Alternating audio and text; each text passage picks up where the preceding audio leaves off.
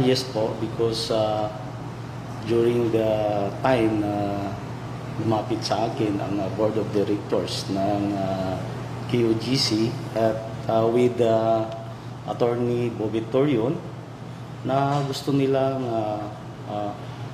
makipag-negotiate sa ISAP, Philippine Army. So, nung una, parang umiiwas ako dahil alam naman natin na very hot yung issues. But nung succeeding na tumatawag sila sa akin na kung sana matulungan sila na makipag-dialogue sa Philippine Army.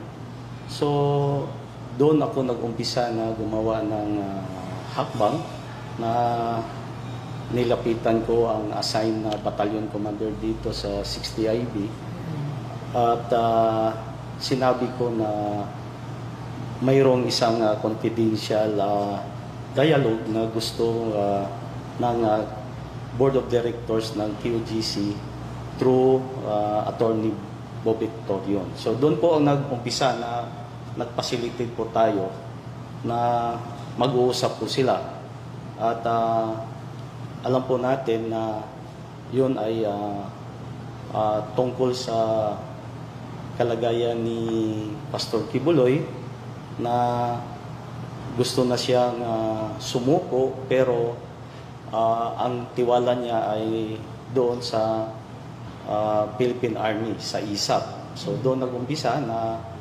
ako ay nag-bridge para naman mag-abot itong dalawang grupo. So, noong succeeding na mga four consecutive dialogue, so nabuo yung tiwala ng both parties at kahapon doon nag-desisyon at bago pa yon, so nung Saturday, yun ang parang semi-final namin na nag-uusap at ang napag-usapan na maghintay ang ISAP sa final decision ng Board of Directors at ni Attorney Torion na sila mismo ang magdala kay Pastor Kibuloy doon sa area kung saan ang final na pinag-usapan na doon sunduin si Pastor Kibuloy. Dahil ang nakakaalam lang sa location ni Pastor ay doon sa meeting ay hindi po nasabi yun at sila na ang nag-facilitate yung Board of Directors ng QGC. Okay, sir, can you give us, kailan po nag-start nag-contact si Attorney Torion for that, you said, negotiation? Nag-start po ito noong August 30 at parang medyo malabo kasi hesitant tayo, hesitant din yung Philippine Army at si Attorney Torion din, siyempre may reservation siya palagi kung tama ba yung desisyon nila kasi nga dahil nga sa parang sobrang laki na ng conflict o chaos na nangyari doon sa QGC. So tayo naman sabi ko na kung ito ay para sa kapayapaan at matapos na ang gulong na to, so dapat lang siguro magtiwala yung both sides. Yung both sides na side ng ISAP, Philippine Army, and the side of the Board of Directors ng QGC. Okay. Okay, sir, I understand that some of na pag-usapan ay confidential. But can you give us when was the time na nag-agree na? And ano po yung napag-usapan? Nung Saturday ito. So Sunday voluntary surrender si Pastor. Nung Saturday, yun ang naging semi-final na ang usapan na talagang decided na dalahin ng KOGC Board of Directors with Attorney Torion si Pastor Kibuloy.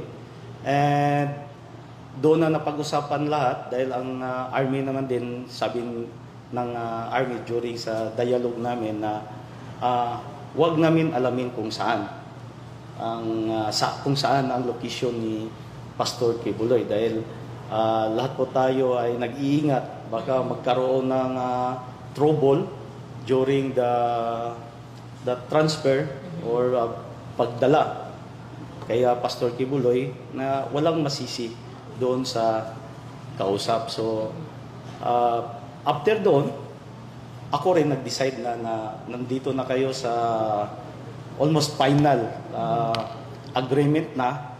So ayaw ko nang sumali.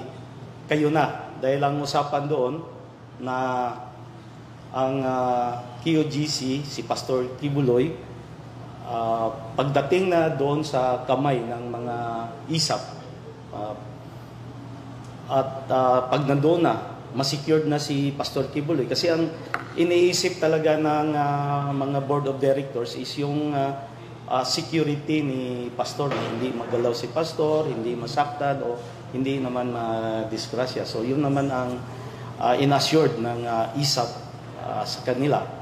And pag nandoon na sa kamay ng mga ISAP ng Philippine Army, ay yun na rin ang time na tawagan si General Silo at si RD at lahat na PNP commanders assigned in Davao Region. Yun ang napag-usapan para naman to confirm na nandoon na talaga si Pastor. Okay, so paano po yun? Kasi the PNP was saying na sumuko sa loob ng KOJC compound. Ano po ba talaga yung nangyari? Kasi from the structure daw siya lumabas eh. Yun certain building. Yun ang hindi ko na alam. Dahil nag-out na nga ako sa negotiation noong Saturday. So doon na lang, hanggang doon. Kasi sabi ko, na-establish na yung tiwala nyo sa isa't isa. So mayroon na kayong trust and confidence at decided na maglabas si Pastor. So hanggang dito na lang ako nung Saturday meeting. So after that, nalaman ko na lang kagabi during I attending the Philippine Fraternal Order of Eagles meeting in Waterfront. Nag-text na sa akin na nandoon na sumuko na po si Pastor Kibuloy. Was it through parang call or in-person negotiation with Attorney Torion? Sa ano doon, yung laman lang ng negotiation namin na yung assurance ng Philippine Army. Kasi nga, di ba, PNP yung pumasok sa QGC. So, ang kanilang tiwala ngayon nandito sa Armed Forces, sa Philippine Army. So pinili nila yung ISAP na yun ang kausapin nila. Kaya yun din ang ginawa ko na makunik lang ang side ng ISAP through the battalion commander of 60IB, si Lieutenant Colonel Tabading, para siya nang bahala at during the starting of the negotiation, nire-request din nila yung presence ko dahil nga parang ako ang maging third party o witness doon sa lahat ng pinag-uusapan na walang mangyayaring double cross sa negotiation during sa mag-decide na magsuko si Pastor Kibuloy. Sir, personal yung negotiation, personal. Yes, personal po namin ginagawa with Attorney Torion at yung board of directors ng KOGC. Sir, On what terms? With ISAP. On what terms po yung specific na napagkasunduan? Ano? Bago sumuko si... Ano po? Ano po yung specific na on what terms po yung nakapagsunduan bago nakapag-decide po si pastor na, okay, sige, susuko. Hindi ko na alam kung anong reason. Basta ang pinapacilitate ko lang doon is yung pag-uusap ng between two sides, the Philippine Army, the ISAP, and the side of QGC with Attorney Bobby Torion. Siguro kita natin na pagod na siguro. Pagod na ang lahat. Sir, if I'm not mistaken, may nag-surrender din mga NPA leaders sa inyo. At ngayon, ikaw din yung naging tulay dun sa pagsusuko. Siguro nakitaan lang tayo ng tiwala sa atin na kung paano tayo mag-handle ng negotiation na kumbaga honest to goodness tayo na makipag-usap hanggang sa may deliver natin yung pinag-usapan. Sir, may I know, bakit kaya ikaw ang napili? Meron ka bang personal connection with the Kibuloy? Wala kami personal connection po ni Pastor, pero si Attorney Torion, siya po yung naging legal counsel ko nung nasuspindi po ako ng 3 months. So hanggang ngayon may existing trials kami na hinarap. Siguro yun din ang nagtulay dahil noong nakasama ko na si Attorney Torion, nalalaman din niya yung history, yung background ko na yung mga LPs din dito. Ako ang kapartner ng Philippine Army in performing the programs of counter-insurgency program ng Philippine Army. At nalaman din niya na may marami tayong kakilala na mga retired general and present na commanders dito sa 10th ID. So, siguro yun ang naisip ni Attorney Torion at ng Board of Directors ng QGC na ako yung kausapin nila and alam nila na may connect tayo sa mga commanders na hanggang ngayon ay sila pa yung nasa pwesto. Clarify ko lang, Gob. 2 beses lang ang naging meeting nila and with you. First is with Battalion Commander muna hanggang sa parang maganda yung development sa pag-uusap. Na-establish na yung parang kumpiyansa. So tiwala. So before Saturday, bumaba na yung Deputy Chief ng ISAP, si Colonel Ruiz. And yun na, nung Friday yan, tapos Saturday, yun ang makasunduan na kung mag-final na talaga ang decision ay mismo si Chief ISAP Peralta ang magsundo kay Pastor. At yung QGC naman, si Attorney Torion, siya naman ang mag-inform sa mga PNP commanders tulad ni General Silo at lahat ng PNP commanders kay RD, sila na ang mag-inform. So, yun na ang parang doon na sa final, malapit na sa final. So, hanggang doon na lang ako. Hindi na ako tumawid pa hanggang sa yung the day na voluntary na mag-surrender ko si Pastor Apollo Kibuloy. Okay, since August... tanong ko lang, Gob. Tumawag na ba sa iyo si Pastor Kibuloy? Or nagkausap na ba kayo? Hindi po. Ang nakausap ko lang yung QGC Board of Directors at si Attorney Torion. At kagabi, ang kausap ko yung ISAP at yung battalion commander natin dito sa 60 IBC, Lieutenant Colonel Cabadi.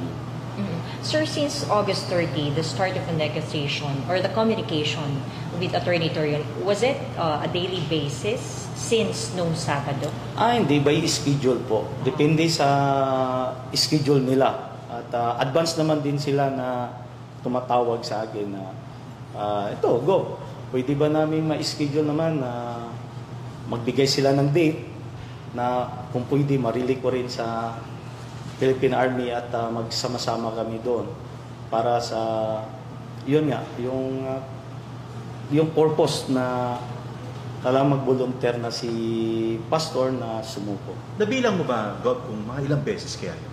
Siguro yung pagkikita namin, siguro may mga 7 times. Bukod pa sa mga calls.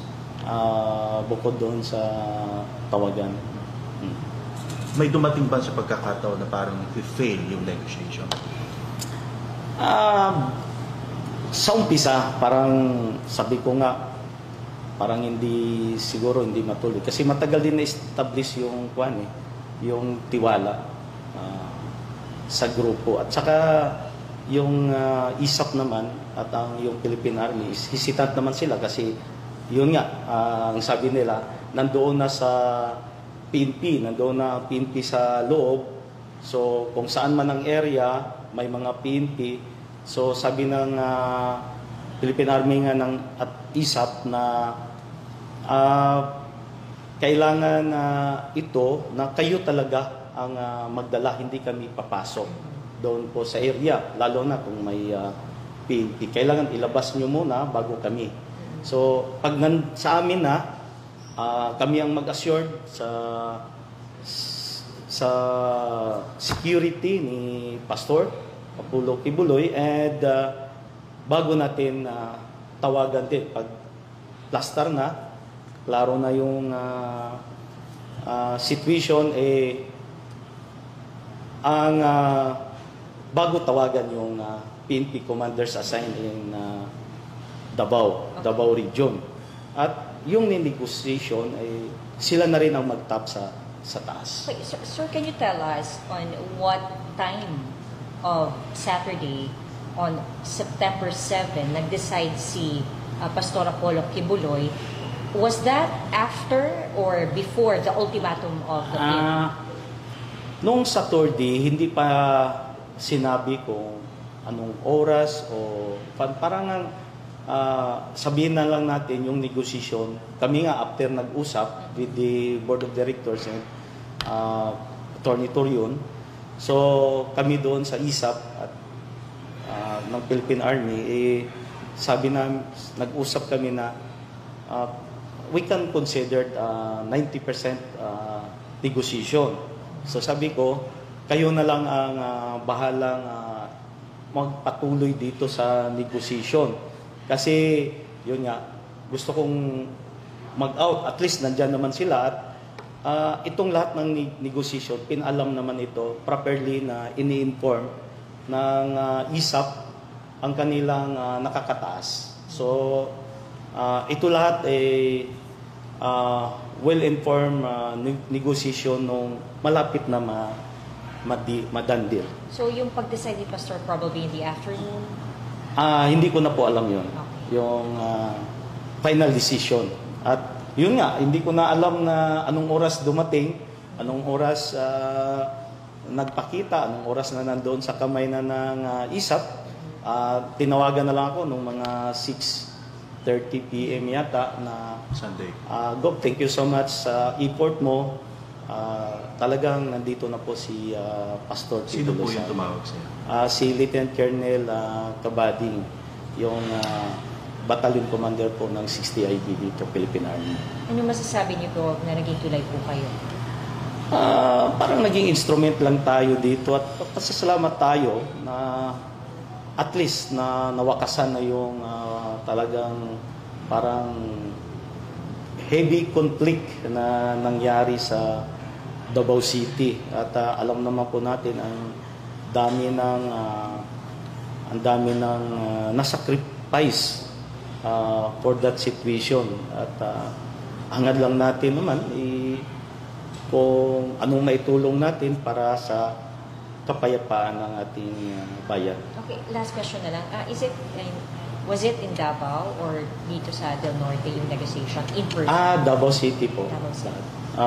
Naghanap kami ng area at yun nga, may bahay din ako doon na para sa pag-aral ng anak ko.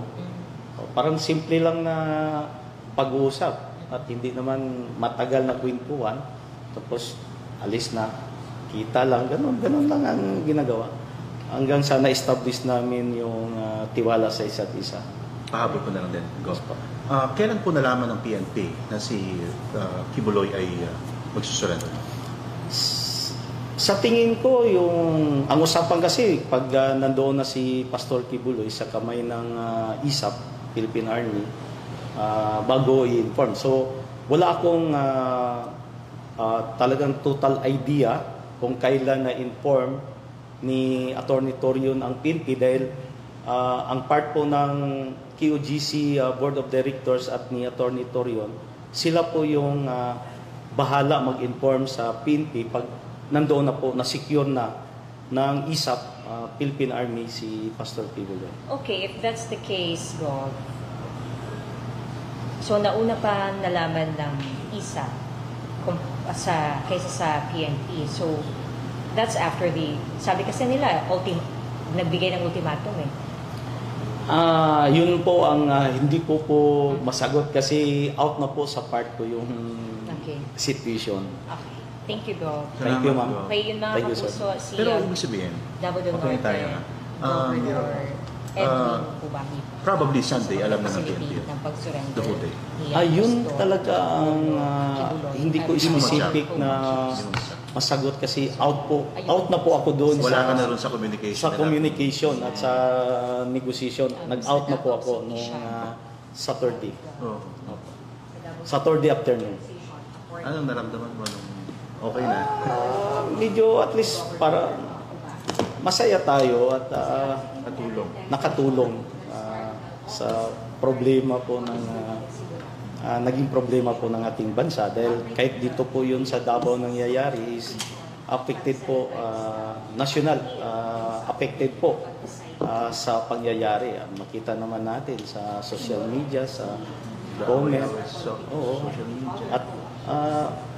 At saka alam naman po natin na may mga nasakripisyo na rin na individuals, lalo na sa mga members at ni Pastor Apollo Kibuloy at sa side naman ng PNP, kitang-kita na pagod na po sila sa 16 days. kanilang paghahanap within 16 days. Pero syempre habang pinapanood mo yung nangyayari sa KOJC compound, concern ka rin ano? Ayos po. Kaya nga, no, paglapit nila, nung una, parang ayaw po, pero Kasi ayaw kong ma-involve.